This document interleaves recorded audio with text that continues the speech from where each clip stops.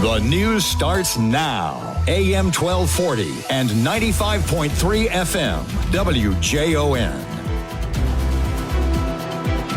Good morning. WJON News Time is 5:32. We're at 31 degrees. I'm Jay Caldwell. Weather today should see a high of 35, cloudy skies, winds out of the west 10 to 15 miles an hour. I'll have details in the weather forecast following WJON News. News is brought to you by LJ Plumbing and Jimmy's Poorhouse.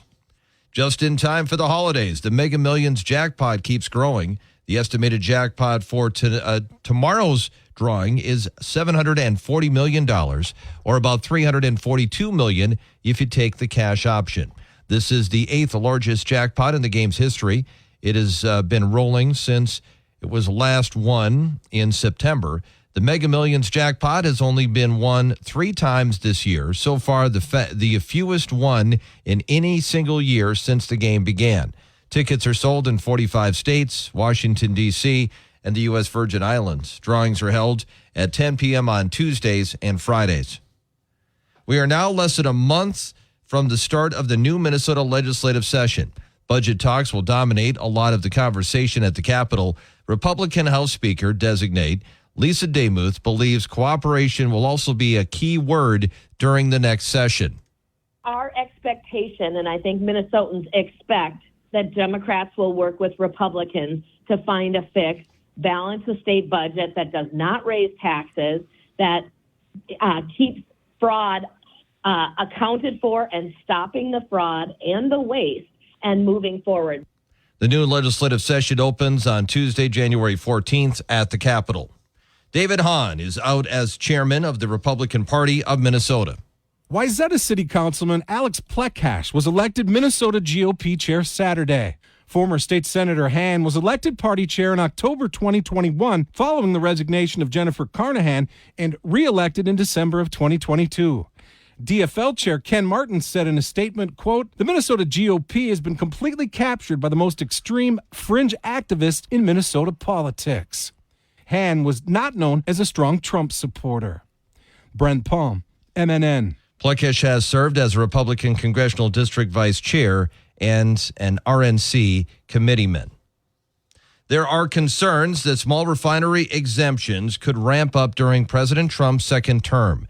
Minnesota Biofuels Association Executive Director Brian Werner suggests the first Trump administration abused the SRE program. We have a lot of concern that there will be a reprise of giving out small refinery exemptions to large oil companies to release them from their blending obligations. Small refinery exemptions are temporary waivers that the EPA can grant to petroleum refineries that produce less than 75,000 barrels of crude oil daily. The CEO of the Minnesota Beef Council is reflecting on a year of strong demand. Kelly Schmidt says 2024 has been healthy for the cattle business. He says the council considers socioeconomic and preference factors when marketing beef. Kind of as we look back on 2024, and what we try to do is we want to make sure that we're just staying in front of consumers when they make their food choices. And obviously it's not just that simple. There's a lot of things to consider. Schmidt says taste and convenience are two big factors when consumers choose beef. If Minnesotans are planning on hitting the snowmobile trails, safety needs to be top of mind, according to the DNR. Recreational Vehicle Coordinator Bruce Lawrence says what we're wearing when riding is important. Obviously, a helmet that's going to cover your face and eyes and things like that. Gloves, a good pair of gloves. And then the dress in layers. Try not to bulk up too much, because if you get too hot, you want to be able to stop on the trail and maybe dress down, so to speak. The full list of safety tips can be found on the DNR's website.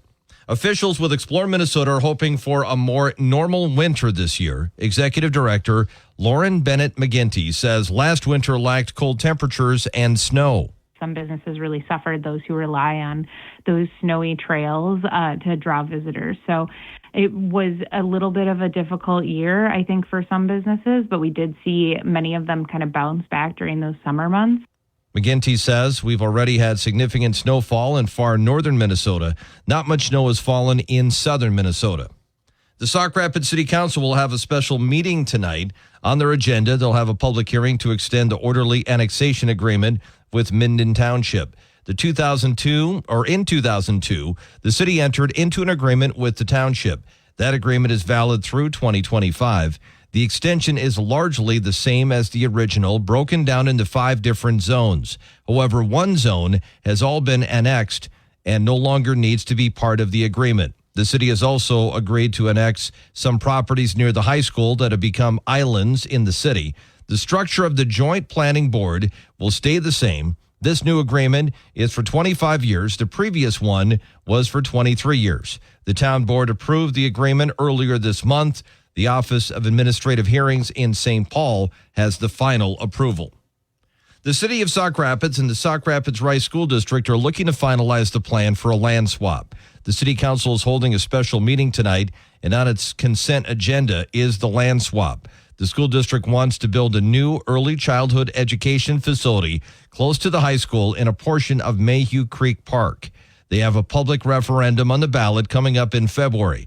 The city and the school are proposing exchanging about 10 acres between to the future baseball complex and the multi-use fields owned by the city for 17.5 acres east of the high school owned by the district. In the event that the referendum is not passed by the voters, the ECFC building is not built by 2027. The land exchange will be reversed. Tickets are on sale for the popular St. Cloud fundraising event. Tickets are available for a first-come, first-served basis for the Catholic Charities of the Diocese of St. Cloud's Mardi Gras fundraiser. The event benefits people in need of shelter, food, and clothing in the St. Cloud area. It will feature a gourmet dinner catered by Custom Catering by Shortstop, music by the fabulous Armadillos, and the Vista Jazz Band, a silent auction, and more. The Mardi Gras will be held at the River's Edge Convention Center on Saturday, January 25th next year, and the cost to attend is $110 per person. Tickets can be purchased by calling 320-650-1647 or on the Catholic Charities website, ccstcloud.org. Find this story on the WJON mobile app to find the link to get tickets. WJON News Time is 5:39. It's 31 degrees. News is brought to you by LJ Plumbing and Jimmy's Poorhouse. Weather forecast is coming up next.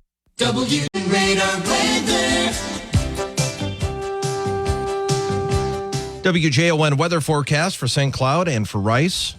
Should see a high today of 35, cloudy skies, winds out of the west, 10 to 15 miles an hour. Tonight, low 21, cloudy, west winds, 10 to 20 miles an hour. Tomorrow, high 24, cloudy skies, chance for snow, northwest winds, 8 to 15 miles an hour. Chance for snow tomorrow is 50%, and a dusting is all that's expected. Tomorrow night, low of 13, overcast, chance for snow early in the evening. 17 for the high Wednesday, more clouds than sunshine. Thursday, high 24, overcast. Friday, high 16, mainly cloudy. 14 on Saturday, partly cloudy. 19 on Sunday, partly cloudy. Currently 31 at WJON. The official high at the St. Cloud Airport yesterday was 35, low was 30. We had no rainfall yesterday. The average high temperature for this date is 25, average low is 10. Record high temps at a 1939 of 57. Record low set in 2008 of 24 below. Currently, we're at 31 at WJON. Here's a better life.